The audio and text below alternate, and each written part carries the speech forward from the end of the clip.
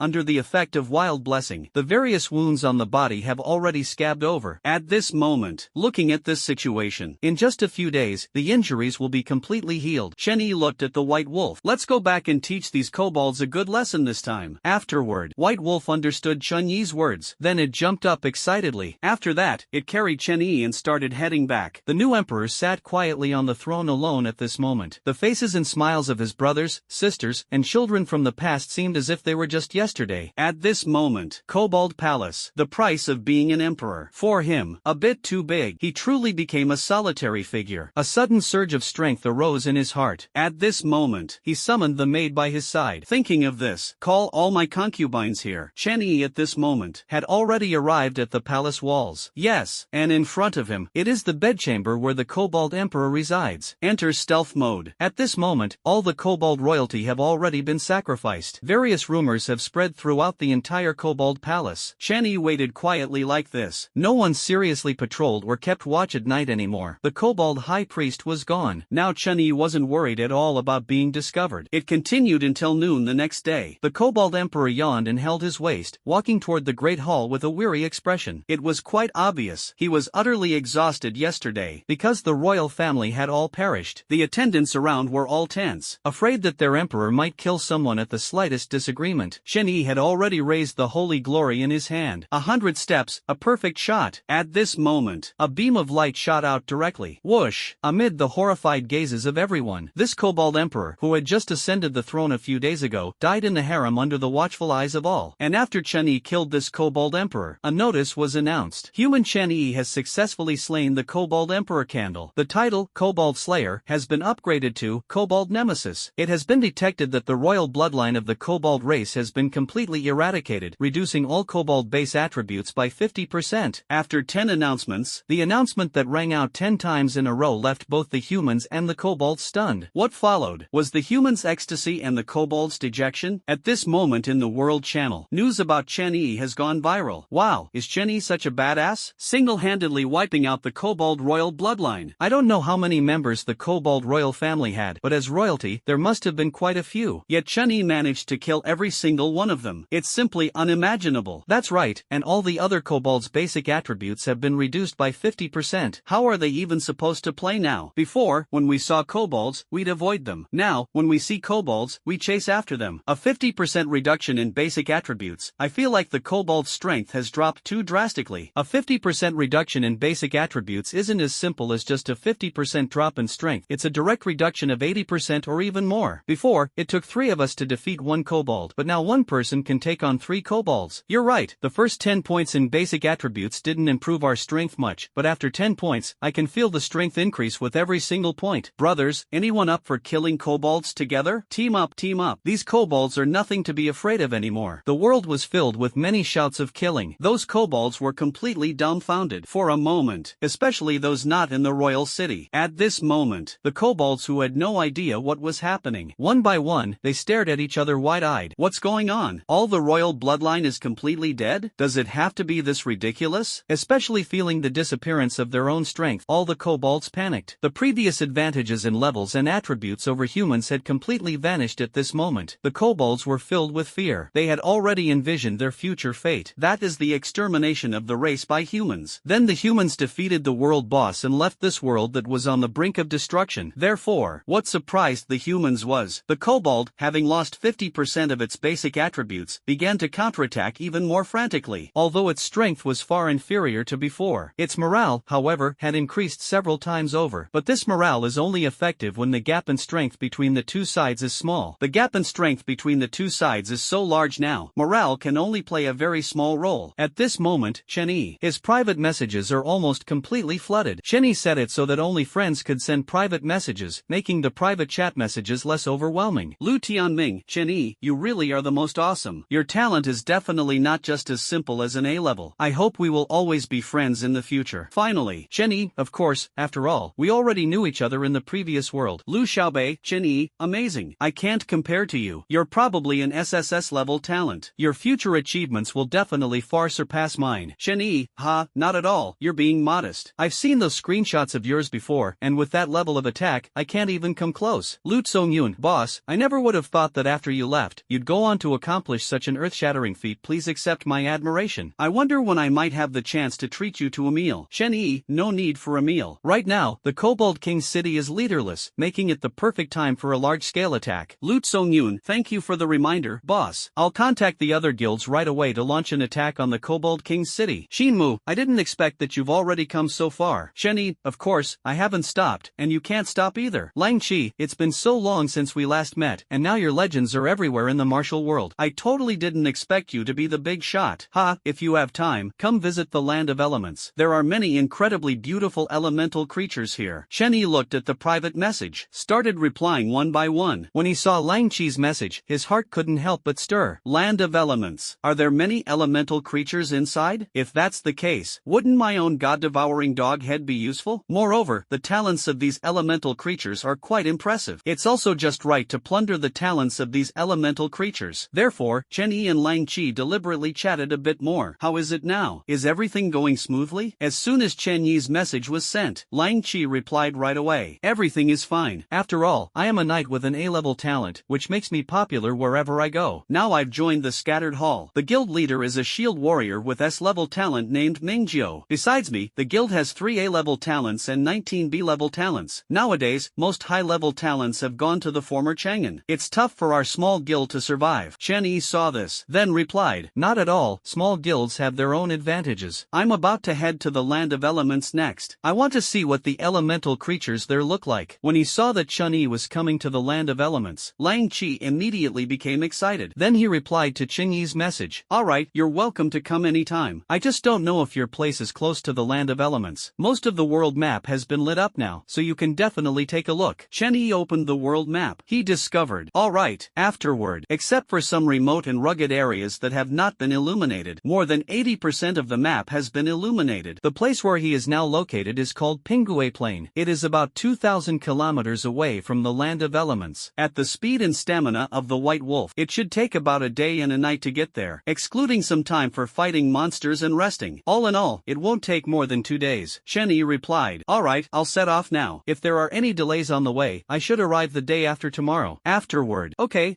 looking forward to your arrival, boss. The Land of Elements. A place filled with bizarre weather. Due to the anomalies of elemental creatures and various elemental energies, water is here. Sometimes it suddenly changes the direction of its flow. It might even flow from low to high. The sky was originally clear and cloudless. The next second, it becomes overcast with thunder and lightning. Magma frequently erupts from the ground, gathering into various magma pools. And beside the magma pools, there is a vast expanse of frost and snow. Chen Yi was stunned by the scene before him when he arrived here. This place is simply uninhabitable. That's Sanrun Hall. Goodness gracious, I don't know what's going on. They actually chose this place as a gathering spot. Lang Chi learned that Chen Yi had already arrived at the outskirts of the Land of Elements. He quickly rushed out from within the Land of Elements to greet Chen Yi. When Lang Chi came before Chen Yi's first impression was that Lang Chi appeared rather thin and lean. Even the face had become so thin that only a layer of thin skin remained. There was no presence of any subcutaneous fat. However, it appeared to have a certain scholarly aura. The equipment worn on the body. There is a certain inexplicable elemental aura. It seems to be a specialty of the Land of Elements. Speaking of which, this is the first meeting between Lang Chi and Chen Yi. Chen Yi looked at Lang Chi. Then he asked, what made you think of building a settlement here? This place seems completely uninhabitable to me. Lang Chi smiled after hearing this. Precisely because of that, we decided to establish a guild camp here. Kobolds would also think that this place is uninhabitable, so we are very safe here. Moreover, the monsters here haven't been cleared out by the kobolds, and our level is among the top. Hearing Lang Chi speak like this, indeed, in the situation where all the monsters have been killed by the kobolds, this place is already the best choice. Chen Yi nodded. At this moment, Lang Chi then said, let's not stay here for now, let's go to the camp to talk. The camp is the place in the elemental land where the elements are most balanced, so it doesn't have the extreme weather like outside. Chen Yi followed Lang Chi toward the camp of the Scattered Hall, advanced about 30 kilometers or so. Chen Yi nodded. Alright, I understand. Afterward, Chen Yi saw many wooden houses from a distance. There were also many people busy there. Upon arriving at the camp, Lang Chi clapped his hands at this moment. Everyone, stop what you're doing. Big Boss Chen Yi is here. Let's give him a warm welcome. The people in the camp immediately showed curious expressions. Then they started clapping their hands and cheering. After saying that, the applause lasted for a long time. A warrior clad entirely in golden armor appeared in front of Chen Yi at this moment. Welcome, welcome. Looking at the golden warrior. At this moment, a faintly strange expression appeared on Chen Yi's face. Isn't this the person who fought alongside me on the battlefield before? Because the pace on the battlefield was too fast. Goodness gracious, they were teleported away without even learning each other's names. I didn't expect this guy to be Mingjio, the president of this guild. Mingjio saw Chen Yi. However, he recognized Chen Yi and then stepped forward. At this moment, it's been 7 days since we last met on the battlefield of races, hasn't it? Indeed, tonight will probably be the next racial battlefield teleportation. But now that the kobolds have become so weak, I don't think there's anything to be afraid of. Chen Yi nodded. Mingjio laughed. It's all thanks to you. Mingjio looked around. Let's go to a quieter place to talk. Afterward, Chen Yi was then taken to a quiet wooden cabin. He had White Wolf wait outside the cabin. Okay. Afterward, Chen Yi walked in with them. The area here is very spacious, and there is also a lot of wooden furniture. Obviously, life here has already settled into a routine. Chen Yi, Mingjio, and Lang Qi sat on wooden chairs. They gathered around a sandbox representing an elemental site and started discussing. At this moment, Mingjio looked at Chen Yi. Chen Yi, I won't beat around the bush. Since you are here, it shows your trust in us. Recently, our people discovered a suspicious cave in the deepest part of this elemental land. The elemental fluctuations inside are extremely strong. I suspect there might be some elemental life inside that could be harmful to us. If that's the case, the safety of our guild members cannot be guaranteed. And even for me, once I go in, it's hard to endure in that kind of environment for too long. Our guild has an A-level talent holder of Frost Fury who can transform themselves into an ice element. He has entered multiple times but still couldn't go too deep. Ultimately, a conclusion was reached. It seems this cave is conscious, and no matter who it is, staying too long will result in being discovered and expelled by the cave. So, I want you to help us scout the way. After all, you have the talent for invisibility, so I think you should be able to avoid the cave's detection.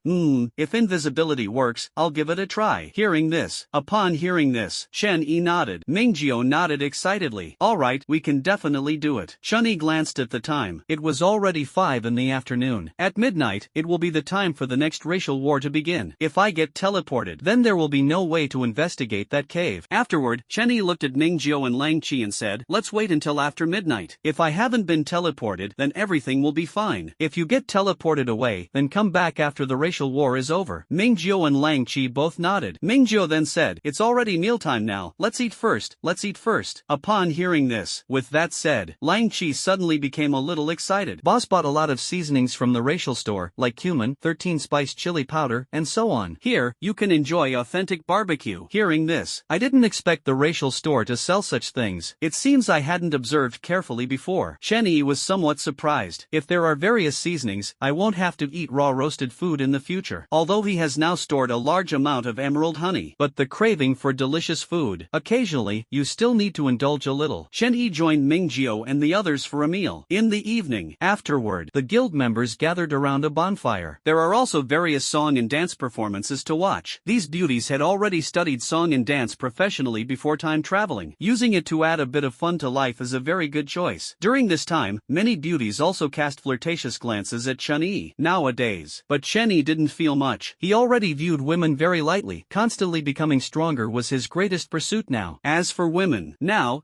wouldn't it be better to find a goddess after reaching the peak? Time quickly reached 12 o'clock. A voice echoed across the world. The second racial battlefield is now open. Due to the extinction of the Kobold royal bloodline, the number of people being transported this time will be 50% of the total population of both races. Many people around Chen Yi turned into a flash of white light and disappeared. Mingjio was also gone. Afterward, only Lang Qi was left here. At the same time, Lang Qi felt a bit relieved upon seeing this. Luckily, I wasn't teleported away. Now I can lead the way for you. Stood up. At least half of the people in this guild camp were gone. Chen Yi nodded. This time, it truly is a grand move. 50% of the total population, combining the two races, would amount to 1 billion people. Wait until next time. Perhaps it will be 100% of the entire population. After killing all the kobolds, humans will be granted the authority to defeat the world boss, thus leaving this world that is about to be destroyed. Chen Yi woke up from the guest room. Meanwhile, Lang Qi was already waiting outside Chen Yi's room. Early the next morning, Chen Yi stepped out of the door. In this land of elements, although it was only 5 in the morning, the sky was already bright. Afterward, they finished eating. Lang Qi then led Chen Yi toward the northern part of this land of elements. That was the deepest part of the land of elements. The closer it gets, the more frequently extreme weather occurs around. Wind, frost, rain, and snow keep coming. He directly mounted the white wolf and conveniently placed Lang Qi behind him. The white wolf turned into a fleeting shadow. Chen Yi saw this. It directly dashed madly in the direction Lang Qi pointed. After approximately 2 hours had passed, it was around 8 in the morning. The white wolf dragged Chen Yi and Lang Qi to a towering mountain. This mountain covered an area of several hundred kilometers. The tallest peak soared into the clouds. Its summit was completely out of sight. Lang Qi looked at Chen Yi. Chen Yi, that cave is right next to the tallest peak, the very short mountain beside it. At this moment, hearing this, Chen Yi directed the white wolf to run toward that mountain peak. Stopped about a kilometer away from the foot of the mountain. Chen Yi nodded. Alright, I understand. understand. Afterward, because the mountain is surrounded by a river over 1,000 meters wide, acting as a barrier. Want to cross? Can only swim or take a boat. Lang Chi said at this moment, the person with the Frost Fury talent has already been teleported to the racial battlefield. In the past, he would use Frost Strike to freeze the river, allowing us to cross. Now, in this situation, we can only swim across. Shenyi waved his hand after hearing this. No need, you just wait here. Shenyi directly used his mental power to make himself float in the air. Seeing Shenyi could fly. Afterward, Lang Chi was taken aback, because in his impression, only the mage profession had such skills. Shenyi, an archer, could actually fly. This was simply unbelievable. Shenyi was already controlling his body to fly into the distance. This was the first time he fully utilized the levitation ability. At this moment, his mental energy was depleting rapidly, but thanks to the 1000% mental energy recovery from the wild blessing, he could still hold on for now. 5 minutes later, Shenyi successfully floated to the other side of the river. Lang Chi, upon seeing this, couldn't help but breathe a sigh of relief. It's safe now. Shenyi sent a message to Lang Chi through the system. Wait for my good news. Okay, I'll wait here with your pet. Shenyi then walked deeper inside, in the land of elements. Afterward, plants are very scarce. The surrounding mountain peaks are all bare. The surrounding environment made him feel very depressed. According to Mingjiu, the elemental forces here are extremely abundant. Perhaps it is the invisible elemental forces that are causing the sense of oppression. Shenyi walked forward. He saw a cave at the foot of the mountain. Scattered weeds grew sparsely outside the cave entrance. Finally, looking inside from the outside, couldn't see anything inside the cave. Shenyi entered stealth mode. When Shenyi entered stealth mode, a surprising scene occurred. Afterward, that was the surrounding elemental forces seemingly losing their target. The sense of oppression that Shenyi originally felt was completely gone here. Shenyi stepped into the cave he had just entered. Afterward, when he heard the whistling sound of the wind, but did not feel the flow of the wind, this strange phenomenon can only be found in the land of elements. As Shenyi ventured deeper, the sound of the wind around him grew louder and louder, eventually reaching a point where he had to cover his ears. At this moment, a strange light appeared. It was a cyan mineral that naturally emitted a radiant glow. In front of Shenyi, scattered throughout the cave, illuminating the pitch-black scenery, and the sound of the wind. It was precisely emitted by these ores. Shenyi looked at those ores. Then he began to examine the properties of these ores. Celestine. Introduction. A stone formed by the condensation of wind elements, containing an incredibly rich amount of wind energy. It can be used to craft equipment that enhances speed, usable in the forging sub-profession. Looking at these Celestines, Shenyi tried to break one apart, but these days, the cyan stones remain completely motionless. It seems that a special method is required to collect these cyan stones. Shenyi decided not to bother with it. Instead, he continued walking forward, following the glow of the cyan stones. One stone pillar after another appeared before Shenyi's eyes. Some of the stone pillars extended downward from the top of the cave, while others grew upward from below. At this moment, in this deeper area, these stone pillars were everywhere. Shenyi's movements were even hindered. Carefully, he walked forward, avoiding obstacles. Shenyi accidentally kicked a stone pillar. A powerful gust of air surged directly from the depths of the cave. Shenyi was momentarily careless. Almost in the blink of an eye, his body was blown into mid-air. He quickly grabbed onto two stone pillars nearby, preventing himself from being blown away. When the airflow stopped, Shenyi continued walking deeper. After what had just happened, Shenyi no longer dared to touch these stone pillars. These stone pillars seemed like some kind of mechanism. As long as it is touched, the corresponding element will be triggered. Then continued walking forward for more than 500 meters. Finally, in front of Shenyi, a stone door appeared. It seems that the airflow just now came from this stone door. Shenyi looked at the stone door. Then he looked at those stone pillars. He immediately understood. This is the switch to open the stone door. But you also have to withstand the strong airflow and push through to get inside. Shenyi believed that with his current strength, he was unable to accomplish this task. Shenyi focused his gaze on the world store. When the racial war began, he gained another 300 points. Afterward, maybe he could take a look to see if there was any item that could help him stabilize his posture under this powerful airflow. Shenyi opened the store. He started browsing. An item caught his attention. Shelter Pearl, 300 points. At this moment, introduction, held in hand, it can prevent being blown away by the wind, but it cannot protect against damage caused by wind-based skills. Shenyi felt a bit distressed. Fine. Seeing this, the 300 points he had just earned hadn't even warmed up before they were about to be gone again. Shenyi spent 300 points, bought the Dingfeng Pearl. Afterward, a crystal bead, inside of which a nebula seemed to slowly rotate, now appeared in Shenyi's hand, holding the Beefling Pearl. Shenyi kicked the stone pillar. The tightly closed stone door immediately opened. A powerful airflow directly struck Shenyi's body. Sure enough, but but Chen Yi held the wind-avoiding pearl in his hand. The radiance emitted by the wind shelter pearl formed a windless zone within the powerful airflow. Chen Yi stepped directly into the stone gate. As he walked into the stone gate closed with a thunderous sound. What came into Chen Yi's view was a massive circular cavern. From the dome above, numerous blood-red vines hung down. Those vines were densely packed in the circular cavern, point connected to point. It seems there is some special connection between these vines. Chen Yi began to walk deeper inside, because at the center of these clustered vines, he discovered a high platform. And at this moment, this high platform is covered with various elemental patterns. And above the high platform, a crystal clear gem is shining brilliantly there. The gem hovers above the high platform. The radiance it emitted, all was absorbed by the surrounding blood-red vines. It seemed that this gem was like the sun in the world of these vines. Just as Chen Yi was about to approach, the vines began to move one after another. They launched an attack toward Chen Yi. Just as Chen Yi was about to force his way through, a voice sounded in his ears. You approach the altar of the gods, an altar that only gods can approach. Chen Yi was somewhat surprised. The altar of the gods? Upon hearing this, Chen Yi recalled the trait he had obtained from the Cobalt god. Goodness gracious, false god. Afterward, possessing all the qualities of a god, except divine power, Chen Yi directly began using the false god trait. He also activated the light trait along the way. Thinking of this, a deity radiating with light descended into the cave at this moment. The sacred glory carried on Chen Yi's back, just like that, seemed to sense this change, and actually began to tremble with excitement. The surrounding vines sensed Chen Yi's aura. They all retreated. As for the altar of the gods, it showed no resistance to Chen Yi's transformation. Chen Yi smoothly ascended the high platform. On the high platform, the attribute panel of that gemstone. At this moment, it also appeared in front of Chen Yi. Heart of the mountain. Introduction: a gemstone containing a vast amount of rock elements, capable of nurturing an extremely powerful elemental life. Chen Yi saw this. He directly picked up this heart of the mountain in his hand. After all, activating the false god trait consumes too much mental energy. It's better to take away the most precious thing first. The cave suddenly began to shake. He took away the heart of the mountain. At the same time, the cave lost its supporting strength and began to collapse, with debris continuously falling. Seeing this change, placed the heart of the mountain into the storage space.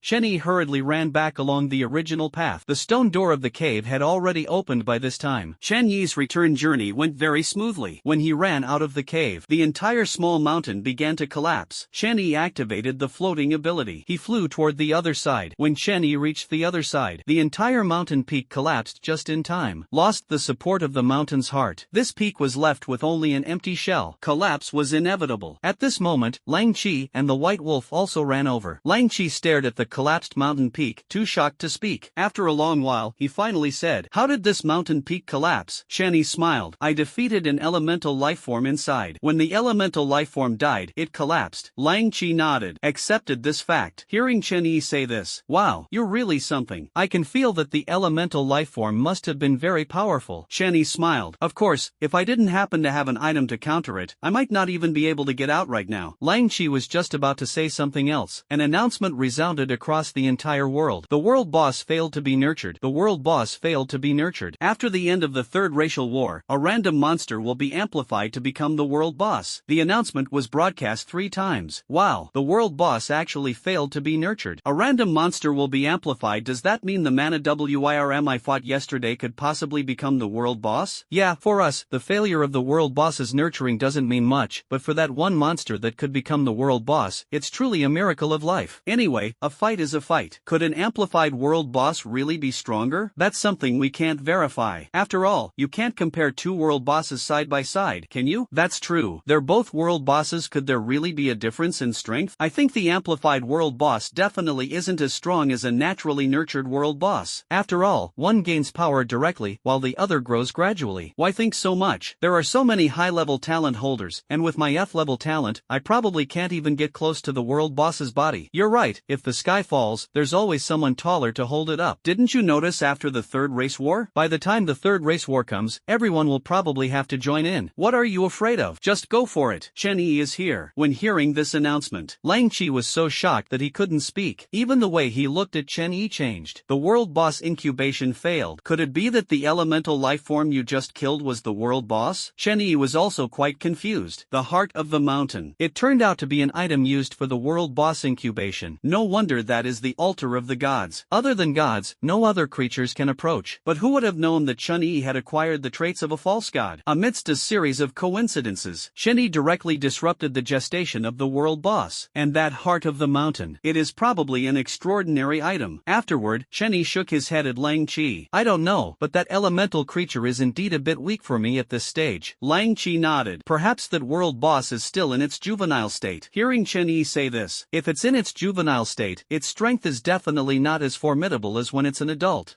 That's right. Chun-Yi gave a nod of affirmation. The threat here has now been eliminated. Lang Chi then said, Chun-Yi, let's leave. You've been fighting for so long, you must be very tired. Hearing Lang Chi say this, Chun-Yi shook his head. I want to take a look around this elemental land and help my pet white wolf improve its combat experience. Lang Chi nodded. Alright, I'll head back first and let the others know about this. Upon hearing this, okay, go ahead. Lang Chi then left this place. Meanwhile, Chun-Yi looked at the surrounding mountains. Afterward, the heart was filled with excitement. This is an undeveloped area. There must be many talents I haven't plundered yet. Seeing Lang Chi had already walked far away, Chun-Yi took out the heart of the mountain. He wanted to see what was so extraordinary about the heart of the mountain that could nurture a world boss. And just as Chun-Yi took out the heart of the mountain, the quiet white wolf beside him suddenly became restless, staring intently at the heart of the mountain, eyes filled with longing. Seeing that the white wolf actually wanted the heart of the mountain. Does the white wolf want the heart of the mountain? Chun-Yi directly threw the heart of the mountain in front of the white wolf. Chun-Yi was somewhat surprised. The white wolf howled. Afterward, it directly swallowed the heart of the mountain. The blue patterns on the white wolf's body suddenly began to change color. They all turned into a golden yellow appearance. At the same time, a large amount of rock elements were released from the white wolf's body. Finally, the white wolf's attributes were continuously being transformed. At the same time, the white wolf not only felt no pain but even appeared comfortable. A thin layer of rocky shell appeared on the surface of the white wolf's body. Finally, the white wolf was completely wrapped within it. Gradually, a voice sounded in Chun-Yi's ear. Your pet, the white wolf, has undergone an unknown evolution. Please wait for the evolution to complete. At the same time, Chun-Yi looked at the white wolf in front of him, now entirely encased in golden rock. I couldn't help but feel a bit of anticipation. I wondered what kind of change would occur after the white wolf devoured the heart of the mountain that nurtured the world boss. Chun-Yi quietly waited beside the white wolf. A torrential rain began to pour from the sky. Afterward, the elemental land is just like this. At this moment, the weather changes unpredictably, with no pattern to follow. In the nearby river, a humanoid water elemental suddenly emerged. At this moment, the water elemental stood as tall as 2 meters. The water elemental, upon seeing Chun-Yi, without any hesitation, launched an attack. A water arrow came attacking toward Chun-Yi, hurriedly entered stealth mode. The water element, having lost its target, immediately looked around in confusion. Chun-Yi saw this, completely unaware where the enemy it had just been targeting had gone. Chun-Yi was on the side. The basic attributes of this water element were retrieved. Let's see what talents this water element has. An attribute panel appeared in front of Chun-Yi at this moment. River water element. Afterward, level 18, base strength 17, base agility 15, basic intelligence 22, base constitution 21, talent liquid body. Liquid body D as a river elemental composed of water, immune to 50% of physical attacks and 90% of water elemental attacks. Skills: water arrow, water healing. Introduction: the water element living in the rivers of the land of elements possesses the power to heal other life forms. Looking at the water element in front of him, Chun-Yi raised the holy glory in his hand. The enchanted echo arrow was also knocked on the bowstring. The echo arrow, carrying light and fire attributes, flew forward. A burst of flames exploded, instantly appearing on the surface of the water element's body. Whoosh! It directly blasted the liquid body of the water element into pieces. Boom! However, the water element did not die from this blow. Instead, he continued searching for nearby targets, completely unaware what should be done to find the person who attacked it. Chun-Yi saw this, directly stepped forward. The devouring god's power activated. This dog-headed devouring god's power can target all energy-based life forms. Water elements are no exception. Accompanied by a terrifying suction force, the water element was instantly drawn into Chun-Yi's palm. The water forming its body continuously fell toward the ground at this moment. The energy comprising the water element was directly devoured by Chun-Yi. And at this moment, a voice sounded in Chun-Yi's ears. Finally, congratulations, you have successfully plundered the water element talent, liquid body. Liquid body, amplified 100-fold, becoming pure water body. Pure water body. Effect, you can consume mental energy to transform into a body of pure water. In this state, you are immune to physical attacks and water elemental attacks. Congratulations, you have successfully absorbed water elemental elemental energy and acquired the water elemental trait Life. Grade B. Life. You can use a large amount of energy to create life out of thin air. The grade and level of the life created depend on the energy you invest. Congratulations, Doghead Devourer has activated, and you have gained 0.1 points of base intelligence. Looking at the newly acquired talents and traits, this pure water body is just a weakened version of the Flamewalker with another attribute. Lu Tianming's is an A-level talent. Shen Yi was extremely satisfied. Comfortable. In addition to being immune to fire damage and physical damage, it can also enhance the power of fire skills tenfold. However, having this pure water body is not bad either. Shen Yi doesn't have such high demands. Shen Yi walked toward the White Wolf. The only concern now is the White Wolf. Afterward, I don't know when White Wolf will complete its evolution. Shen Yi waited from day to night. During this time, Lang Qi sent a message, wanting to ask about Chen Yi's situation. Just like that, Shen Yi casually gave a simple excuse to brush it off. At dawn the next day, the outer layer of rock on the White Wolf began to fall off, accompanied by crack and crack sounds. Finally, a completely renewed White Wolf appeared in front of Chen Yi. At this moment, the White Wolf's height remained unchanged, but the original blue patterns had now turned into golden patterns. Finally, a golden vertical eye grew on the forehead. Chen Yi then chose to check the basic attributes of the White Wolf. At the same time, basic strength 56, basic constitution 47, White Wolf, level 20, base agility 69, base intelligence 44, talent, body of the rock god. Body of the rock god, SS, can freely switch between rock god form and normal wolf form. In the rock god form, the power of all rock type skills increases by 100 times, and 99% damage reduction is obtained. In the normal wolf form, movement speed increases by 1000%, attack speed increases by 1000%, and skills have no cooldown. Skills: Petrification Ray, Rock Spear, Earthquake, Meteor Fall. Description: the White Wolf that devoured the heart of the mountain has gained an incredibly powerful rock god form. Looking at the current attributes of the White Wolf, Shen Yi couldn't help but be amazed. Are these the current attributes of the White Wolf? And it even gained an SS level talent. Goodness gracious. This SS level talent is purely a talent that enhances combat power, far stronger than his devouring god's power in the early stages. Shen Yi looked at White Wolf at this moment. White Wolf, switch your form. I want to see what the rock god form looks like. TSK. White Wolf nodded after hearing this. Then the transformation began. A strong golden light appeared on the outer layer of the White Wolf's body. After the dazzling golden light, at the same time, a girl clad in golden rock armor now appeared before Chen Yi. The girl is about 1.75 meters tall, with an excellent body proportion, long white hair cascading down to her waist, and an extremely beautiful face. Her legs appear straight and slender. She exudes a wild aura that makes one want to conquer her. Skin not covered by armor. It is also extremely radiant and delicate. Looking at the current appearance of the White Wolf, Chen Yi couldn't help but be stunned. Is this the form of the rock god? White Wolf tilted its head at Chen Yi. Goodness gracious. Master,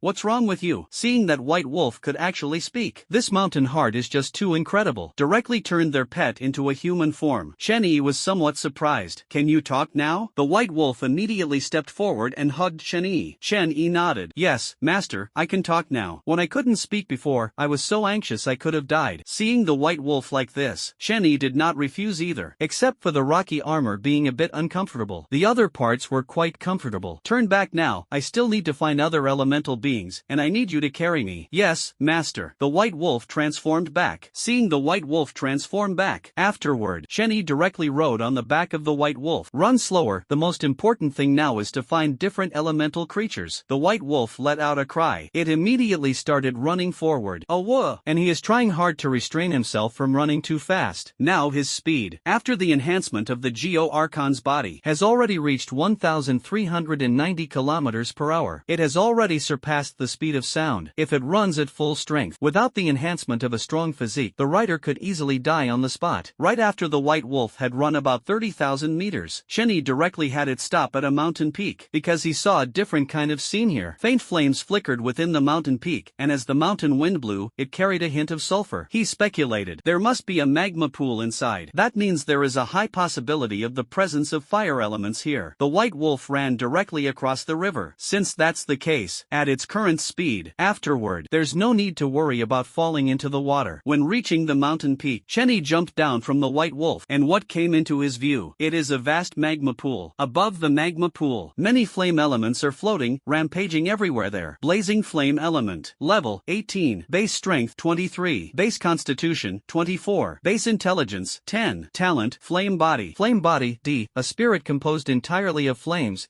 immune to 90% of physical attacks and 50% of fire elemental attacks. Base agility. 12. Skill, fireball technique. Introduction. The flame spirits living near the magma pool possess powerful flame energy, making them an excellent source of fire for cooking. An arrow was directly shot at one of the flame elements. The arrow passed through. It did not cause much damage. Chen Yi saw this, but it also lured that blazing flame elemental out of the magma pool. Immediately entered stealth mode. Unleashed the Cobalt Devourer on that flame elemental. The Devourer's power surged continuously. Chen Yi saw this. The flames surrounding the flame elemental rapidly dissipated. Congratulations, you have successfully plundered the flame elemental's talent. Body of Flames. Body of Flames, amplified 100-fold, upgraded to Pure Fire Body. Pure Fire Body. At the same time, Chen Yi's ears also rang with a voice. Effect, you can consume mental power to transform into a body of pure fire. In this state, you are immune to physical attacks and fire elemental attacks. Congratulations, you have successfully devoured the flame elemental energy and acquired the flame elemental trait, Ashes. Ashes, when you exhaust all the energy within your body, you will temporarily gain Ash energy. Ash energy is converted from life force and can only be obtained in moments of utter desperation. Grade B. Looking at the new trait he had just acquired. This trait is the best means for a desperate counterattack. Among the many traits, Chen Yi feels this one is the most practical. Other traits. Chen Yi was somewhat surprised. Can only be said to be better than nothing? Not bad. The pseudo-god trait is only useful in those special circumstances. Afterward, Chen Yi devoured all the other flame elements. Then he rode the white wolf and started running all over the map. In the time that followed, Chen Yi went on to plunder other elements. Not only did he gain 14.3 base intelligence, he also acquired the 7 elemental talents of Pure Wind Body, Pure Earth Body, Pure Ice Body, Pure Dark Body, Pure Light Body, Pure Thunder Body, and Pure Wood Body. At the same time, he gained 7 traits. Traits: Activation, Intoxication, Awakening, Blooming, Balance, Revenge, Clarity. Activation: you can actively activate your stamina, allowing you to be full of energy in times of exhaustion. This is the activation trait. For Chen Yi, it is not of much use. At most, you can wake up fully rejuvenated. Or, when encountering monsters that use sleep skills, you can directly become immune to the sleep effect. Enchantment: you easily become engrossed in something, and your efficiency increases by an additional 30%. This trait, it is still very useful for Chen Yi. For some things, if you can calm down, your work efficiency will be greatly improved. Not to mention the additional 30% increase in work efficiency. Awaken: you can awaken all sleeping creatures. When Chen Yi saw this feature, he felt it was pretty useless. After all, no one needs to wake themselves up. If there were a sleeping beauty in his world, then it might be worth considering. Blossom: when you are in battle, there is a certain chance to increase all your damage by 0.1%. This effect can stack infinitely during combat but disappears after leaving combat. This characteristic of increasing one's own damage is something Chen Yi values greatly if it comes to fighting a prolonged battle. So in the end, the damage boost one receives will be astronomical. This trait is extremely useful. After all, it is a trait that enhances combat power. Balance: all your attributes are balanced. Whenever one attribute increases, it will be distributed evenly to other attributes. When Chen Yi saw this scene, his first reaction was confusion, but the next second he realized that his Doghead Devourer's God was useful. Originally, the intelligence gained from this Doghead Devourer of Gods was of no use to him, but now it seems, when paired with this balance, it's absolutely a divine skill. It balances the originally useless intelligence attribute into other attributes like strength, constitution, and agility. His attributes: there will definitely be a qualitative improvement. Basic attributes are extremely important. Even if you have extraordinary talent, if your basic attributes are very low, then you absolutely won't have great strength. Wait until your own Cerberus continues to devour attributes. Stack all your attributes above 100. By then, even if you encounter a world boss, you definitely won't back down. Revenge: after taking damage, your next attack will include the damage you just received. This revenge trait, in Chen Yi's view, it is very powerful, but it can only take effect after he himself is harmed. Chen Yi naturally wouldn't seek to suffer. It can only be a desperate killing move used when encountering an irresistible enemy. Clarity: your mind remains exceptionally clear at all times and is immune to most stun controls. Although Chen Yi has not yet encountered any monsters with stun control, there is no guarantee that the next world won't have them. After being stunned, one cannot move, attack, or do anything at all. They can only be at the mercy of others. Therefore, this immunity to being stunned is something Chen Yi likes very much. Right after Chen Yi acquired the final talent, Pure Wooden Body, a voice sounded in his ear. Congratulations, the Pure Water Body, Pure Fire Body, Pure Wind Body, Pure Earth Body, Pure Ice Body, Pure Dark Body, Pure Light Body, Pure Thunder Body, and Pure Wood Body meet the fusion conditions. Automatic fusion will now begin. Congratulations on obtaining the talent, Elemental Elemental body. Elemental body. Effect: your body can transform into any element. Transforming into a specific element grants immunity to physical damage and corresponding elemental damage, while reducing damage from other elements by 50%. Looking at the elemental body, this could be considered the best reward for him upon arriving in this elemental realm. Grade S. Shen Yi looked at his attribute panel. Occupation: light archer. Shen Yi was extremely satisfied. Level 20, experience 0%. Afterward, base strength 34.7. Shen Yi. Base constitution 34.7. Base agility 34.7. Base intelligence 34.7. Equipment: holy glory, precision ring, mithril bracelet, mechanical heart, archer necklace, bone bracelet, bone belt, bone bracer. Talents: infinite plunder, EX, beast blood boil, B, iron body, C, treasure hunter, D, bone resurrection, D, tenfold range, C, crushing hand, C, insightful eye, C, wild blessing, A, poison hand, B, advanced poison resistance, D, iron kidney, B, brute strength, D, wall walking, D, water manipulation, D, supervision, D, permanent invisibility, S, kobold god eater, SSS, unshakable as a mountain, A, gluttonous power, B, elemental body, S. Characteristics: floating, light, false god, life, ashes, activation, intoxication, awakening, bloom, balance, revenge, clarity. Skills: precision shot, charged shot, 100 steps piercing yang, triple shot, arrow rain meteor. Introduction: an archer panel with endless potential, capable of sowing talent genes. Looking at their attribute panel, all the basic attributes have already reached 34.7 compared to others. His basic attributes are already top-notch among the top-notch. Shen Yi was extremely satisfied. Moreover, the development is balanced. Each attribute surpasses others by a little more. 5 days have already passed. All the elements in the land of elements have been plundered by him. Just as Shen Yi was preparing to go to some areas densely populated with elemental life to devour basic attributes, at this moment, an announcement echoed in everyone's ears. The second racial war has ended. Humanity has won. All humans receive a racial buff. All damage increased by 100%. The buff duration is effective within this world. This announcement was repeated 10 times. After the 10 repetitions, all humans erupted into a massive cheer. Shen Yi, although currently in the land of elements, still heard the sound coming from afar. He was extremely surprised when he saw the racial bonus buff. He never expected it. This racial buff turned out to be so powerful. It directly increases all damage by 100%. Although the buff state will disappear after leaving this world, before that, it is extremely useful. At this moment, the world channel had already exploded with chatter. Wow, humans are invincible. There's such a powerful BOFF. My backstab can finally one-shot monsters. Ha, the most important thing right now is to level up and wait for the racial war in 2 days. By then, it will be the time for humans to wipe out all the kobolds. Yeah, we should hurry up and level up, or else we won't be worthy of our comrades fighting bloodily on the racial battlefield. I've never participated in a racial battlefield even once, so I have no idea what it's like. Ha, I just came back from the racial battlefield. Those kobolds are ridiculously weak. Taking on a dozen of them was no problem at all for me. To the person above, they were asking what the racial battlefield is like, and look at your response.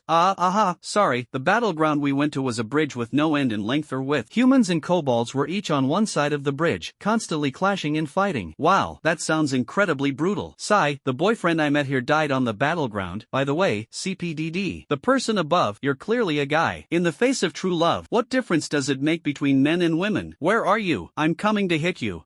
Just kidding, just kidding. Still have to beat you. Shen Yi continued to devour elemental life in the land of elements, having already obtained all the talents and traits of elemental life. Although there is no way to continue acquiring talents and traits afterward, it is possible to gain intelligence attributes by devouring elemental life, balancing it with other attributes. Nowadays, all basic attributes have directly surpassed the 50 threshold. However, as the attributes grow, Shen Yi found it increasingly difficult to gain attributes. Finally, previously, devouring 2 or 3 elemental lives would grant 0.1 base intelligence, but ever since the base attribute surpassed the threshold of 50, it now requires devouring over a dozen, or even 20 to 30, to gain 0.1 base intelligence. Shen Yi vaguely felt it. This is related to his level cap. Moreover, when adding attributes after level 50, Shen Yi clearly felt that his strength had improved. Perhaps at level 20, the basic attributes of 50 and 50 mark a dividing line. After 50, it is an extremely important domain. Although Shen Yi still doesn't know what this represents, he continued to devour those elemental beings with effort. 2 days later, on the eve of the racial showdown, all of Shen Yi's basic attributes finally broke through the 60 mark. Finally, after surpassing 60, he could feel his physical fitness had directly doubled. Current strength, absolutely several times stronger than a few days ago. Sensing this scene, at At this moment he was standing in a valley, surrounded by the remnants of thunder spirits he had devoured. Looked at the time. It was almost 12 o'clock. Shen Yi was very satisfied. Shen Yi had prepared everything. A notice came through. The third racial battlefield has opened, and this time, 100% of the population of both races will participate in the battle. A radiant light appeared before Shen Yi's eyes at this moment. At this moment, the surrounding valley scenery suddenly changed, transforming directly into a white space. And within the white space, a screen of light appeared in front of him at this moment. Please choose the enemy you wish to face. 1-on-1, in this battle, you can only face one enemy. 1-on-10, in this battle, you will face 10 enemies. 1 against 100,000, in this battle, you will face 100,000 enemies. Please choose carefully. If you skip, you will temporarily be assigned to the secondary battlefield to fight the remaining surviving enemies. Looking at the options ranging from 1-on-1 to 1 against 100,000, Shen Yi did not hesitate and directly chose to face 100,000 kobolds. Right after Shen Yi made his choice, the surrounding world changed once again. The original white space disappeared. Shen Yi found himself standing on a plain. 1,000 meters ahead of him was a densely packed army of kobolds. At this moment, there was absolutely no cover around. Shen Yi immediately entered stealth mode. The white wolf beside him directly wanted to transform into the rock god form, seeing this scene, but at that moment he was stopped by Shen Yi, because in his view, only this ordinary wolf form could help him. Otherwise, if he switched to the rock god form, even if he could kill some enemies, the energy would eventually run out. After all, this white wolf does not possess the recovery power granted by his own wild blessing. Shen Yi then gave the order. White wolf, the only thing you need to do now is to gather these enemies together. Try not to let them scatter, understood? White wolf then nodded in a human-like manner, afterward, indicating that he understood. The white wolf ran toward those kobolds. Now, with its speed, when facing these kobolds, it didn't take them seriously at all. Immediately after, in its view, the speed of these kobolds is no different from that of a snail crawling. When they arrived at the front line, when they were only 10 meters away from the kobold army, the third eye on White Wolf's forehead directly shot out a grayish beam of light. When the light struck the vanguard of the kobold army, dozens of kobolds were instantly petrified into stone statues. The stone statues retained their appearance from when they were alive, but they could never return to their original form again. The other kobolds were a bit dumbfounded. What kind of skill is this? It can actually petrify people into statues. Seeing this scene, but in this kind of battlefield, it's a fight to the death. Except for killing the enemy in front of him, there was absolutely no way to get out. The kobold army's shouts and cries shook the heavens. They charged straight at the white wolf. Shen Yi was also ready with the arrow rain meteor. Afterward, a rain of flaming arrows covering a 100-meter radius shot toward the kobolds at this moment, with the high base damage of the arrows doubled and the bonus from the kobold nemesis title. At the same time, any kobold that was hit, whoosh, whoosh, whoosh, will die instantly. This time, it took the lives of hundreds of kobolds. The kobolds were all terrified. They thought of a legend. That is the invisible human among humans, under whose hands 2 emperors had met their demise. So powerful that it defied all reason. Could it be? Did I encounter the Shadow Reaper myself? All the other kobolds were terrified. Is my luck really this bad? He was calling out to the white wolf. Thinking of this, directly mounted onto the white wolf's saddle. Goodness gracious, at the white wolf's supersonic speed. As for Shen Yi continuously shot arrows. Each arrow could take at least one kobold's life. The kobolds initially still had the will to resist. They wanted to surround Shen Yi with their army and then capture him. All the kobolds lost the will to resist. They were completely engulfed in an atmosphere of despair. The reason is none other, but gradually, mainly because the white wolf's speed is too fast. This kind of speed, there's absolutely no way to keep up. Watching the group of kobolds lose their will to resist, Shen Yi naturally showed no mercy. The arrows in his hand shot even faster. Every second, at least 3 arrows were shot out. As soon as the cooldown time for arrow rain meteor ended, Shen Yi began to unleash arrow rain meteor. Countless fiery explosions bloomed within the kobold army. The white wolf wasn't idle either, because in its normal wolf state, its skills have no cooldown time, so it unleashed all kinds of rock spears, earth-shaking tremors, meteor showers, and petrifying rays indiscriminately. Shen Yi's racial points were also increasing rapidly. This battle, he fought for a full 8 hours. He could kill 200 kobolds in 1 minute. In 10 minutes, he killed 2,000, killed 12,000 in an hour. Shen Yi's damage continued to increase under the enhancement of the trait, Bloom, with continuous stacking. It directly increased all damage by 219%. 8 hours. Finally, Shen Yi had just annihilated all the kobolds. The racial points had now exceeded 1.1 million. Even with 1000% recovery ability, he also felt like he couldn't hold on any longer. White Wolf was even more exhausted, panting heavily. In the end, he couldn't even use his skills. Congratulations. Congratulations, you have successfully annihilated 100,000 kobolds. Extra reward skill, Mana Condensation Arrow. You will be automatically teleported to the sub-battlefield in 10 minutes. At the same time, a voice echoed in Chen Yi's ears. A skill book appeared in Chen Yi's hand. Mana Condensed Arrow. At this moment. Description: after learning this skill, you can harness your mental power to form energy arrows. The base damage of the arrows is the sum of strength and intelligence. Upon seeing this Mana Condensed Arrow book, I didn't expect there to be such a reward. Chen Yi directly chose to study this book. A white light surged into his mind. Chen Yi was a little surprised. A vast amount of knowledge appeared out of thin air. Afterward, Chen Yi also mastered the skill of condensing arrows with magic. Chen Yi began attempting to condense an energy arrow. Some mental energy dissipated along with it. A blue and slightly translucent arrow. Afterward, energy arrow. Base damage, 120. Description: an energy arrow formed by condensing mana through mental power, possessing extremely strong penetration and destructive power. Duration, 1 minute. At this moment, it appeared before Chen Yi's eyes. Seeing that base damage as high as 120 points, Chen Yi was a bit stunned. Combined with the archer necklace, the base damage of arrows increases by 100%. Then the base damage of this energy arrow would be 240 points. If you unleash meteor shower, goodness gracious, is it really that strong? It will be 2,400 points. Just thinking about it feels terrifying. Even a world boss would suffer indelible damage under such a terrifying attack. However, this mana condensed arrow consumes quite a bit of mental energy. Chen Yi could feel it. All of his mental power could at most condense 100 arrows at once. This was a powerful ultimate move. Chen Yi would not use it lightly. The energy arrows vanished without a trace. Waited for a while longer. A flash of white light appeared in front of Chen Yi. 1 minute later, he arrived at a place resembling a coliseum. However, this coliseum was extremely massive. Looking from afar, in this coliseum, he was like a speck of dust. At this moment, many humans appeared in front of Chen Yi. White light continued to flicker around. At this moment, he did not hear the news of victory in the racial war. He couldn't help but think, it must be that those on the main battlefield have not come out yet. Even if kobolds are very weak right now, there will still be some that can surpass humans, so killing all the kobolds is the true end. And the secondary battlefield, it's the place where the surviving kobolds are killed. A voice sounded beside Chen Yi. Look, those kobolds have arrived. Those kobolds who defeated humans on the main battlefield, and at this moment, were also transported here. These kobolds, at the same time, are all elites among the kobolds. After seeing the kobolds, people did not hesitate. They directly charged at the kobolds to kill them. The most important thing is to quickly exterminate all the kobolds. The kobold elites. At this moment, they also reacted. Now, looking at those humans charging toward them, their eyes were filled with determination. Even if we are destined to perish, we will fight to the end. Kill these humans. Two torrents, at this moment, collided together. Chen Yi was riding on the white wolf, precisely targeting and killing those kobolds. The number of kobolds was decreasing. When the last kobold fell, a voice echoed in the ears of all humans. Congratulations to the human race for winning this round of the racial war. As time passed, congratulations to the human race, overall life potential has increased by 1 level. Finally, life potential is now at level 2, allowing for greater tolerance of basic attributes. Congratulations to the human race, all attribute growth increased by 1 point. Congratulations to the human race, granted world boss kill authorization. A series of rewards plunged everyone into a frenzy of joy. The most important thing is that all attribute growth +1. There is actually such a great reward. At this moment, the attributes are automatically completed. All humans, based on their level, have had their base attributes increased by 10 to 20 points. Totally unexpected. Chen Yi directly increased his base attributes by 20 points. All attributes reached 80 points. His strength became extremely formidable. As several rays of light scattered, all humans were teleported out of this coliseum-like racial battlefield. When they returned to the valley, no chance was given for Chen Yi to catch his breath. Another announcement was issued. The world boss is now starting to amplify. A random monster is being selected for amplification. A beam of light shot down from the sky at this moment. The light moved frantically in the southeast direction, 2,000 kilometers away from the valley where Chen Yi was located. At the same time, glory stopped directly. A terrifying force. Finally, at this moment, it descended from the sky. A horrifying pig's squeal echoed throughout the entire world. Oomph oomph. Chen Yi's ears once again caught the sound. At the same time, world boss energy amplification complete. Amplification target, Rockfong Wild Boar. The Stonefang Boar has been enhanced to become the world boss, Boar King of Urs, on the panels of all humans. At this moment, the attribute panel of the Boar King of Urs appeared. Boar King Anos, world boss. Afterward, base strength 462, base constitution 588. 98. Base agility 364. Level 20. Base intelligence 279. Talent, Skin of the King. Skin of the King, A. All damage received is reduced by 50%. Skills, Bloodlock, limited skill, Bore Charge, Fangs of 1,000 admonitions, Kingsguard. Bloodlock, after use, each attack received will forcibly deduct 1% of the user's current health. For every decrease in health, damage increases by 1%. Duration, 1 hour. Cooldown, 1 hour. During the Bloodlock activation period, the minimum health can reach infinite decimals. After the Bloodlock ends, it will restore 50% of your maximum health. Hint, you must gather 60,000 warriors to slay the wild boar king, Anos. Introduction. Originally, Anos was a carefree stone-tusk boar living in the elven forest, but fate had its way. Even a boar can become a world boss. Shenyi looked at the attribute panel in front of him. He only felt that it was completely absurd. Is this the world boss? Not to mention the nearly 600 points of basic constitution. Just say this is lifelocking. Damn, isn't this an hour of invincibility? If the wild boar king can't be defeated within an hour, wouldn't that mean being invincible forever? Shenyi couldn't believe it. It turned out to be such a boss. Shenyi checked the number of online players. The current human population is just over 500 million. He even suspected that bringing all the remaining 500 million people together might still not be enough to defeat this world boss. However, he is not the only one with a powerful talent. It seems so now. It's time to form a team to challenge the boss. A private message arrived at this moment. Shenyi glanced at it. He found that it was a message from Lu Xiaobei. At this moment, Shenyi clicked on the message. He wanted to see what kind of attitude Lu Xiaobei had. Shenyi, have you seen the attributes of that world boss? With such strong attributes, there's no way just a few people can handle it. Afterward, I've organized all the professionals with B-level talents and above, and I'm also reaching out to other guilds. So I want to ask you to come over as well. Let's discuss how we should deal with this pig. Shenyi looked at the words in front of him. He understood that Lu Xiaobei was also very eager to defeat this wild boar, but now is clearly not the right time. The most important point is that many people haven't reached level 20 yet. The current mainstream level is level 15. There are very few who have reached level 20. Shenyi sent the message back. Let's not rush. The main issue is that many people haven't reached level 20 yet. At least 100,000 high-level talent users at level 20 are needed, right? Lu Xiaobei quickly sent a reply. Afterward, alright, during this time, I'll have others focus on leveling up. Okay,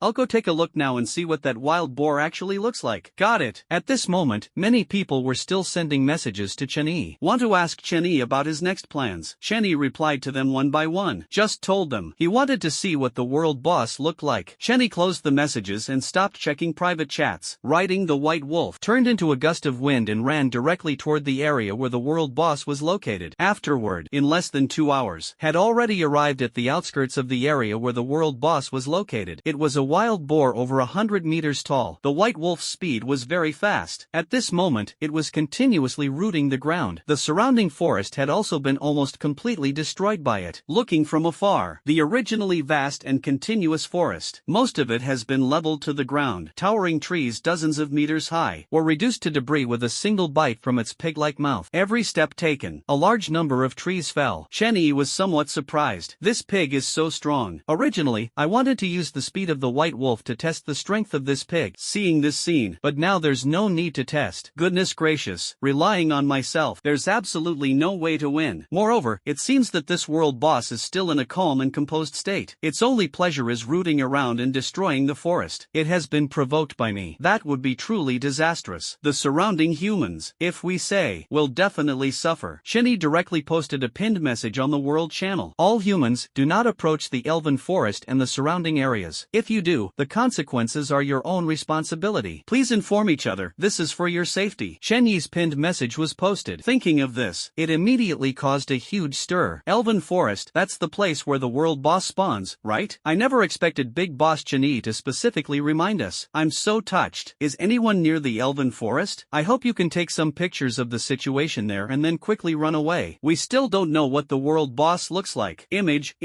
Look, I was leveling up an elven forest at the time, and suddenly a beam of light struck down. This is the scene I captured back then. Whoa, this wild boar is way too big. It's practically like a monster from Ultraman. Exactly, look at the surrounding trees. Under its feet they look just like grass. Can we even defeat a world boss like this? I'm afraid I wouldn't even be able to scratch its skin. Sigh, who knows, but we humans with low-level talents are destined to be cannon fodder. This world boss should be left to those humans with high-level talents. He thought for a moment. Shenyi then posted 2 pinned messages messages. The most important thing for everyone right now is to level up as quickly as possible. Only by reaching level 20 will you qualify to participate in the world boss battle. At this moment, let me share some news with everyone. Participating in the world boss battle is extremely worthwhile. You can gain permissions, which allow you to unlock the world shop. The items inside can help you break through the limitations of low-level talents. Shenny said no more. He had already used up his 3 pinned messages for the day. What he said was not wrong. After saying that, even with only the lowest level Black Iron Authority, you can still earn 100 world points every week. Some of the items in this world store are extremely powerful. Over the years, the accumulated points add up. Purchase a highly advanced item. It can absolutely allow a low-level talent to defy fate and change their destiny. This is by no means an exaggeration. When Shenny was browsing the world store, he even saw an item that increased all attributes by 100 points. But because it's too expensive, it requires 10,000 points, so Shenny cannot consider it. But the Black Iron Authority accumulate points for 100 weeks. Then you can also purchase this item. By that time, it can truly be said to defy fate and change destiny. When Shenny sent out this message, some low-level talent individuals who were originally dissatisfied with their current situation instantly became energized. Is this really true? If the world store is really as Shenny said, I must go level up. I want to become strong. I refuse to let talent determine my fate. What Shenny said is true. This has already become an open secret among the higher-ups. A friend of mine obtained Black Iron privileges and got many powerful items from the world store. Charge, charge, charge. Level up. We must level up. Yeah, only by reaching level 20 can we catch up with those high-level talent users. By the time we reach level 20, the advantage of some high-level talent users won't be as obvious, but their combat power will still be so much stronger than ours. I think it must be the items from the world store that helped them. Thanks to Big Boss Chen-Yi. If it weren't for Big Boss Chen-Yi, we'd still be in the dark by now. Yeah, people are selfish. No one wants others to compete with them. Enough talk, let's focus on leveling up. There's still 100 days left, plenty of time to reach level 20. Team up. Remember to team up together. That way, you'll gain more experience. Alright, we low-level talent holders, it seems like we need to stick together for warmth now. In the time that followed, all humans went crazy leveling up. The overall level of humanity was rapidly rising. It is to search everywhere for energy bodies to devour. But apart from the elemental land, other places, Shen-Yi's side, there are no monsters to devour. However, Shen-Yi was already very satisfied. After all, this was just a bronze level world. The level cap was only 20. Having a special terrain like the Land of Elements was already a blessing. And Shen-Yi still had unlimited plundering. He plundered some talents again, increasing his own strength. During this time, Lu Xiaobei communicated with Shen-Yi. He had already contacted all the other guilds, and a group chat was created. Everyone with a B-level talent or above was added to this group. Shen-Yi took a quick look. There were a total of 27,094 people. 1 billion humans. Only this high-level combat force of less than 30,000 people. Less than 30,000 people. That is to say, to deal with that wild boar king. Shen-Yi felt somewhat reluctant in his heart. Because of the blood-locking skill of the wild boar king, it was necessary to kill the wild boar king within the 1-hour cooldown of its blood-locking skill. It had to be done within an hour. Reduce the wild boar king's maximum health by 50%. For humans, that is to say, it is indeed a very difficult task to accomplish. The most important point among them. That means many people's attacks simply cannot break through the defense. After all, this wild boar king has a whopping 588 points of base constitution. The further the base attributes progress, the greater the improvement they bring. The strength gap between the king of wild boars and them, it is simply indescribable. The 30th day of the world boss's arrival, there are as many as several million humans. At this moment, he reached level 20. Among these millions of humans, there is no shortage of those with low-level talents. The reason they are so ruthless to themselves is entirely because participating in the killing of the world boss grants Black Iron privileges. Only by obtaining this most basic permission can they possibly defy fate and change their destiny, completely altering their fate as low-level talent holders. Meanwhile, Lu Xiaobei has already assembled the human army. They set up camp early, settling 100 kilometers away from the world boss. This world boss seems to have a one-track mind. It is completely no match for the soaring serpent Chun-Yi encountered before. During this past month, simply not moving an inch, after wreaking havoc on the entire forest. A lot of groundwater has also gushed out from underground. The once elven forest has now turned into a swamp. The wild boar king spent the whole day rolling around and playing inside, completely unaware of its impending danger. Today is the day the army sets out to challenge the world boss. Following the army were countless other low-level talent individuals. They all wanted to touch that world boss during the battle, because according to the system's rules, as long as you participate participate, you will gain access. Even if you only touched the world boss a little bit, you will still be counted among them. However, this always carries some risk. After all, this world boss has incredibly powerful attacks, and even a slight touch would result in instant death. That's why they followed. They are all fearless people who want to take a gamble. Shenny had already ridden the white wolf and arrived outside the swamp first. At this moment, the wild boar King Enos was lying in the swamp, snoring loudly, its belly facing the sky. At this moment, the sound of its snoring was almost enough to crack the ground. Shenny looked at his 1,500 world points, then thought about it for a moment, then opened the store and started browsing. Needed some life-saving items. Although he could transform into an elemental body, immune to the physical attacks of the wild boar king, but the countless fangs of wisdom of this king of wild boars. However, it is a truly tangible energy attack, and the attack range is extremely vast. This kind of energy attack does not belong to elemental damage, so Shenny needed all the items that could enhance his survival ability. An item resembling a scarecrow appeared in front of him. Substitute doll, 1000 points. Description: carry it with you, and it can block one fatal injury for you. Finally, looking at the substitute doll, Shenny directly chose to purchase it. This kind of life-saving tool is still very useful, even if it isn't used in this world boss crusade. In future battles, if you encounter any life-threatening crisis, you can also use this substitute doll to help yourself block one instance of damage. Shenny spent 1,000 world points. He purchased this substitute doll. The substitute doll is only half the size of a palm. Afterward, the entire body is made of bundled straw. The clothes worn are sewn from a type of rune paper. Looking at this substitute doll, Shenny followed the instructions directly. He placed the substitute doll inside the inner layer of his leather armor. With the substitute doll, Shenny felt a trace of reassurance. The army of advanced gifted individuals has also arrived here. Looking at Shenny ahead, Lu Xiaobei walked up. At this moment, Shenny, how long have you been here? It hasn't been long. How are people preparing now? Lu Xiaobei smiled smugly. Right now, all of us are equipped with extremely powerful gear and items. Shenny shook his head. This is absolutely the strongest setup at this stage, and we even have 1 SS level talent and 3 S level talent shield warriors. It's definitely enough to block this world boss. Lu Xiaobei looked toward the army behind him. For shield warriors, come over and start the fight. For shield warriors walked over. Afterward, Shenny saw that Mingjiu was among them. Mingjiu blinked at Shenny through the golden mask, and Shenny nodded in response to Mingjiu. After saying that, the only SS grade talent shield warrior in the shield battle at this moment took out a black shield from the storage space. The shield was entirely covered in scales and shimmered with a metallic luster under the sunlight. Upon seeing this shield, at this moment, Shenny could feel the defensive power of this shield. It truly belonged to the extremely strong category. Moreover, this SS level shield warrior was a black man. His whole body was pitch black, still wearing a suit of black armor. At this moment, Lu Xiaobei was looking at the black shield warrior. Seb, it's all up to you next. Only your talent can withstand the attack of the Boar King. At this moment, Seb revealed a mouthful of big white teeth. Hee, okay, President, I got it. Smiled. There was even a sense of simplicity. Seb led the other 3 shield warriors and headed there. It seems there is no priest. Shenny was a bit puzzled. Afterward, why didn't you bring a priest class? Lu Xiaobei showed a hint of embarrassment. The main thing is that our priest, who can hold the line, has a rather peculiar talent. SS level talent, divine taboo, all healing skills are converted into damage skills. Hearing Shenyi say this, I didn't expect there to be such a talent. He was familiar with the priest's skills. There are many skills that restore health by percentage. Upon hearing this, Shenyi was somewhat surprised. If converted to damage, wouldn't it become percentage-based health reduction? Impressive.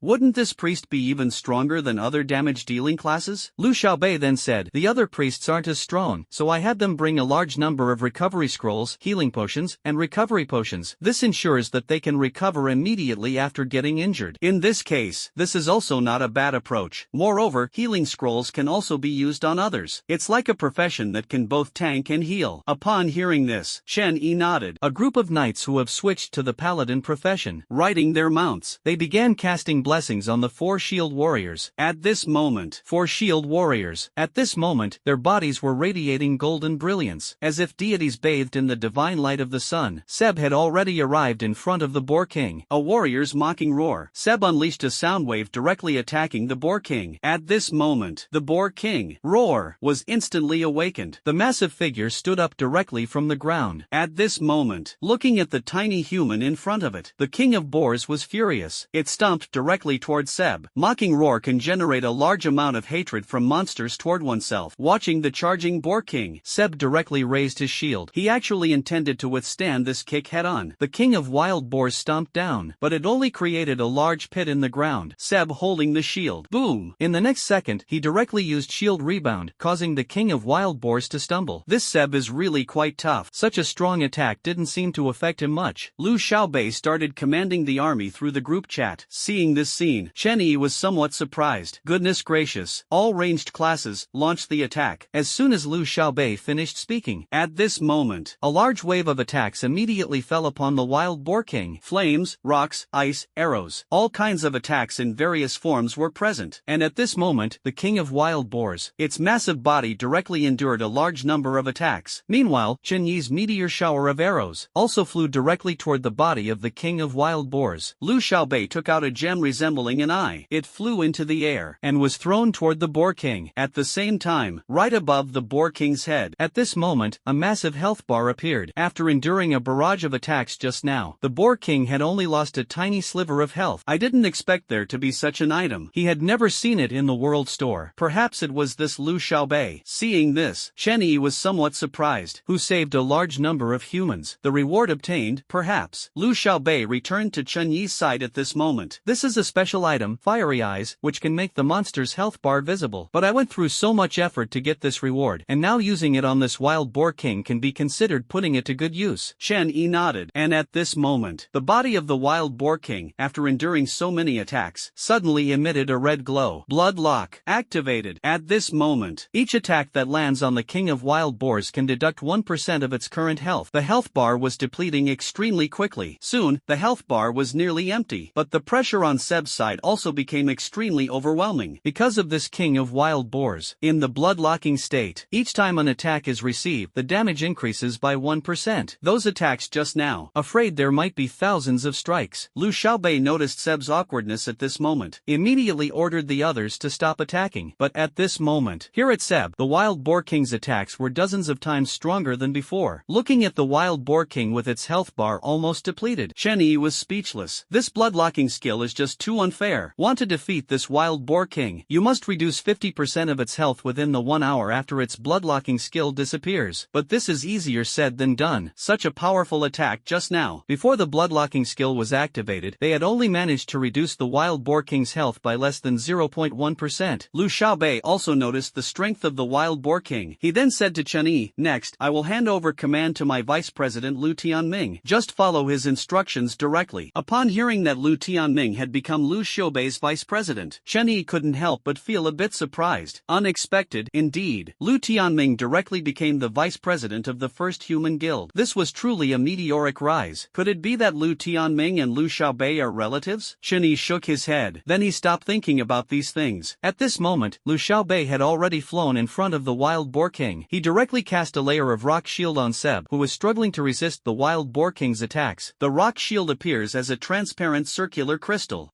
When the boar king stepped on it, it did not shatter. Seeing that it could actually withstand a strike from the boar king, Chen Yi understood in his heart. This Lu Xiaobei's current strength is somewhat stronger than his. After all, Lu Xiaobei's talent is a pure offense-defense integrated SSS level talent, whereas his own two main talents are both growth-oriented. Nature cannot compare to Lu Xiaobei in the early stages. However, Chen Yi knows his own talent. The potential in the later stages is by no means something Lu Xiaobei can match, but in the early stages, Chen Yi was still envious of Lu Xiaobei's abilities. At this moment, the others were watching the scene in front of them. Their hearts were filled with immense shock. Goodness gracious, a casual, ordinary skill could help others resist the deadly attack of the world boss. It completely overturned their imagination. At this moment, the wild boar king also noticed Lu Xiaobei. In an instant, it charged toward Lu Xiaobei. Its massive body stirred up an unstoppable storm. Boom! A meteor fell from the sky at that moment. It directly smashed onto the head of the wild boar king. The king of wild boars was instantly stunned by the meteorite, completely unaware of what had happened. Looking at the dazed wild boar king, Lu Xiaobei shook his head. Although the strength of this wild boar king had been enhanced, its intelligence had not been improved. It was almost no different from the intelligence of those smaller monsters before. But this blood, it's a bit too thick. Even if there's no intelligence, but just based on physical strength, it's extremely formidable. At this moment, Lu Xiaobei flew up, circling around with the wild boar king. The wild wild boar king, completely lacking intelligence, was led astray by Lu Xiaobei. Very soon, an hour passed. The wild boar king flashed with white light. The red glow covering its entire body disappeared instantly. The health bar above the head also directly recovered by 50%. The damage bonuses granted by the bloodlocking state also disappeared at this moment. Looking at the boar king, which had already returned to its original state, Lu Xiaobei launched an attack directly. In an instant, elemental attacks such as Flame Spear, Ice Spear, Rock Spear, Fireball, and Windblade all surged toward the boar king. The army also seized the opportunity. All the ranged classes took action, and those low-talent humans who followed behind. Naturally, they were unwilling to let go of such an opportunity. One after another, they began attacking the wild boar king. At the same time, all melee professions. It was also at the risk of life that they ran over, just to strike the king of wild boars once. But because there were too many people, each time the king of wild boars launched an attack, thousands of melee professionals will lose their lives. But still, countless people press forward one after another. After all, if you want to change your fate, you can only rely on this one opportunity. Wait for the next world. Whether there is such an opportunity is uncertain. As time passed, the number of dead people keeps increasing. The corpses are almost piling up into a mountain. The blood almost flowed into a river. Seeing this scene, Chen Yi also admired these people a bit. If he hadn't drawn this infinite plunder back then, he probably wouldn't have had this opportunity. He wouldn't have dared to risk his life either. 50 minutes have passed. At this point, the blood bar of the wild boar king had already dropped to about 19.3%, but only 10 minutes remained. Even Lu Xiaobei. Seeing this scene, one couldn't help but feel a bit pessimistic. This guy's health is too high, so high that it makes people despair. Moreover, the first wave of attacks is often the strongest. If the wild boar king cannot be taken down on the first attempt, then continue attacking in the next few waves. It still won't work. It must be done in one go. Otherwise, it can only decline after the second attempt and be exhausted by the third. At this moment, a priest who had prepared for a long time. At this moment, he finally completed his magic circle. A beam of white light shot straight into the sky. A magic array was directly formed above the head of the wild boar king. The magic array at this moment. 3 spears of light directly descended toward the ground. Those 3 spears of light, each one, directly deducted 5% of the world boss's maximum health. The current health is now only 4.3%, and that priest, at this moment, also felt exhausted from casting this magic. Collapsed on the ground, took out a potion and drank it. The power of the potion. It kept restoring his stamina continuously, but Chen Yi was fully focused, because the king of wild boars had yet to use its royal guard. That is a skill that can immunize 99.99% of damage. Moreover, its duration lasts up to 10 minutes. If the king's guard is activated, then everyone's efforts will be in vain. So, Chen Yi must remain vigilant at all times. Stay fully focused. As long as there are signs of the wild boar king making a move, he would immediately shoot straight at it with perfect accuracy. The silence effect will directly interrupt the boar king's royal guard. At this moment, as the boar king's health decreases further, the boar king begins to grow restless and uneasy. At the same time, energy starts to gather continuously in its body. But at this moment, an arrow that traversed through space directly struck the wild boar king. Boom! A violent explosion of flames erupted. At this moment, the wild boar king directly felt the energy within its body being locked. Even the charge ability, which had no cooldown, could not be used at this moment. The guardian of the king has not been used yet, but at this moment, it entered cooldown. Chen Yi was now even more focused. Now, it is necessary to seize the talent of this wild boar king. That is an A-level talent. Seize it for yourself. It can definitely be amplified to SS level. This SS level talent is also extremely rare. 1 billion people. There are fewer than 10 SS level talents. Chen Yi couldn't possibly remain unmoved. As time passed, just as the wild boar king had only 0.001% health remaining, Chen Yi directly condensed an energy arrow and unleashed a meteor shower of arrows at the wild boar king. The meteor shower of arrows struck at this moment. The first 100 arrows are all energy arrows. The base damage of these arrows is 3,200 points. No matter how thick the wild boar king's health is, it's impossible not to take out even 0.001% of its health in an instant. Accompanied by the tragic cry of the boar king, a voice echoed in Chen Yi's ears. Congratulations on successfully plundering the boar king's talent, King's Hide. King's Hide, amplified 100-fold, becoming Supreme Skin. Supreme Skin, grade, SS level. Effect, the damage you receive is reduced by 99.99%. Chen Yi hadn't had time to feel happy. Another announcement sounded. Human Chen Yi has slain the world boss, King of Wild Boars, Enos. The world channel has opened. All humans who have reached level 20, please proceed to the world channel to enter the next layer of the world. All humans who participate participated in slaying the world boss have gained level 1 authority. Those who already had authority will have their authority level automatically increased by 1. After the announcement ended, the corpse of the king of wild boars began to emit an endless radiance. A portal of light, towering over 100 meters high, appeared before everyone at this moment. Gazing at that portal of light, everyone was excited inside. Finally, they could escape this world that was about to perish. As for Chen Yi, a voice sounded in their ears again. Congratulations, your authority has been upgraded to Silver Level 3. Silver Tier 3 privileges. Description: you can mute users with lower privileges than you in the chat channel, receive 3 pinned message opportunities per day, claim 1000 world points weekly, and get an additional item blind box every week. Item blind box. Description: you can obtain any item from it. Looking at the additional rewards, Chen Yi felt happier the more he looked at it. Goodness gracious. Suddenly, he could earn 1000 points per week. He could also get a prop blind box. Comfortable. Prop blind box. It is certain that you can draw extremely rare items. However, this thing still depends on luck. It's also possible that there might be some junk inside. At this moment, Lu Xiaobei flew toward Chen Yi. Wow, I was planning to land the final blow, but you beat me to it. Ha, not bad, not bad. Chen Yi laughed. I have acquired another SS level talent. It was a moment of joy. Lu Xiaobei didn't say anything else. I'm getting ready to go to the next level of the world now. What about you? Seeing Lu Xiaobei about to head to the next layer of the world, Chen Yi also nodded. Yeah, I will too. I just don't know if it will still be like before, randomly teleporting to some place. Lu Xiaobei shook his head. I don't know, but I don't want to stay in this world any longer. Right now, I really want to level up. The guild matters will be handled by Lu Tianming. I need to go over there first and establish a foundation. Hearing Lu Xiaobei say this, Chen Yi nodded. Let's go together. Then he rode the white wolf toward the light gate. Lu Xiaobei followed closely behind. Due to the appearance of the light gate, many people had already entered it and been transported to the next world. Chen Yi rode the white wolf, rushed directly into the light gate. The surrounding scenery suddenly changed dramatically. What followed? A voice came through. Congratulations, you have entered the silver level world, Tianjing Plain. The level cap has been raised to level 30. You can now accept the second job advancement quest. The remaining lifespan of the celestial crystal plane is 7,769 years. Please defeat the world boss and enter the next layer of the world before its destruction. Chen Yi was surprised. Totally unexpected. The remaining lifespan of this world has actually reached over 7,000 years. Even if one were to live out their entire life in this world, it probably wouldn't be an issue at all. And there's no news of racial wars. Could it be that only humans have been transported to this world? When the white light dissipated, the scene around Chen Yi appeared before his eyes. This was a plaza. The plaza was paved with white bricks. There are many humans around who were transported here just like him. At this moment, a team of winged beings with 2 pairs of white wings, dressed in uniforms resembling soldiers, flew down from the sky. At this moment, a voice came from that team of soldiers. Welcome to the celestial crystal plane. Regardless of how you managed to reach this world before, you must now go to the hall to register. Chen Yi looked over. The speaker was a soldier wrapped entirely in armor. At this moment, the attributes of this soldier also appeared before him. Skywing race, level 30. Profession, void assassin. Base strength 89. Base constitution 102. Base agility 134. Base intelligence 96. Talent, angelic body. Angelic body,